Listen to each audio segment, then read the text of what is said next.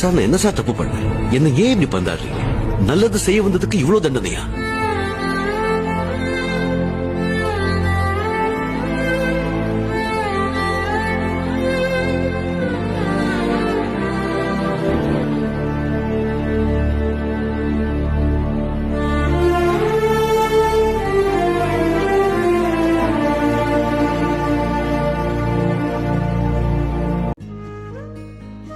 இல்ல ஏன்னா இப்படி பண்றீங்க?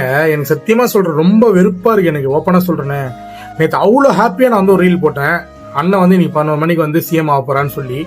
காலையில் எழுந்து பாக்குறேன் அது இல்ல, போஸ்ட்பண்டு. என்னடா பண்றீங்க? போஸ்ட்பண்ட் இந்த போஸ்ட்பண்ட் கேட்டு கேட்டு வந்து எனக்கு அப்படி சலிச்சிடுச்சு. ஓப்பனா சொல்றேன்னு, அண்ணனோட ஹிஸ்டரியில பார்த்தோன்னா அந்த போஸ்ட் பண்றது ஒரு விஷயமே கிடையாது.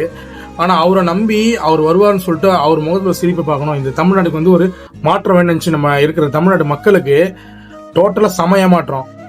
இன்னொன்னு ஒண்ணு சொல்றேன், இவர் திருமாவளவன் இருக்காருல்ல, அவர் வந்து கடைசி நேரத்துல செம்மையா கழுத்தட்டுட்டாரு. 2 சீட்டு வந்து தரேன்னு சொல்லி சூப்பரா வந்து காலை வரட்டாரு.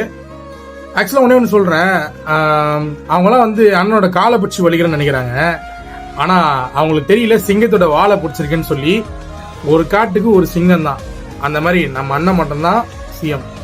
எனக்கு என்ன ஒரு அசிங்கம் கேவலமா இருக்குன்னா, அவரை வந்து இந்த மாதிரி சின்ன சின்ன விஷயத்துக்கு வந்து பிச்சை எடுக்கிற நிலைக்கு பண்ணிட்டோம்ல.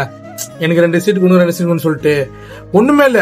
ரீஎலெக்ஷன்லாம் வந்துச்சுன்னு வச்சுங்களேன், தேவையே இல்லை. அவர் தனியா இப்ப ஜெயிச்சார்ல, அதே மாதிரி ஜெயிச்சு தட்டி தூக்கிட்டு போயினே இருந்துருவாரு. இந்த ஒரு சிச்சுவேஷன் மட்டும்தான் மனசு ரொம்ப வேதனையாகுது, கஷ்டமா இருக்கு. ஒன்னு சொல்றேன், விஜயாவோட ரசிகரா இருந்தாலும் சரி, தம்பியா இருந்தாலும் சரி, அண்ணா இருந்தாலும் சரி, தங்கச்சி எல்லாம் யாரா இருந்தாலும் சரி, அவங்களுக்கு வந்து இது பழகிடுச்சுன்னு தெரியும். ஆனா வந்து ஒரு மன வருத்தம் இருக்கு.